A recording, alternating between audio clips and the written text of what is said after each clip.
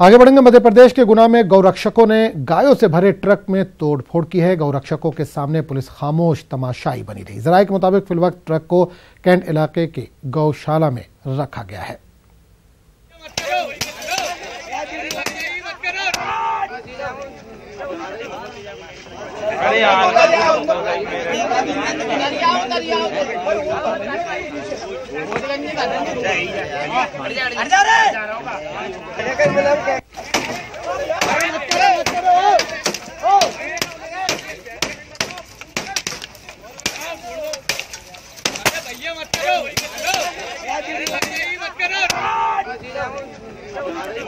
नाज़रीन, ये आप तस्वीर देख रहे हैं मध्य प्रदेश की गुना की तस्वीर है, जहां गौरक्षकों ने गायों से भरे एक ट्रक में जमकर तोड़फोड़ की है। गौरक्षकों के सामने पुलिस वहां पर मौजूद थी, लेकिन खामोश तमाशाई बनी रही। राय के मुताबिक फिलवक्त ट्रक को कैंट इलाके के गौशाला में रखा गया है।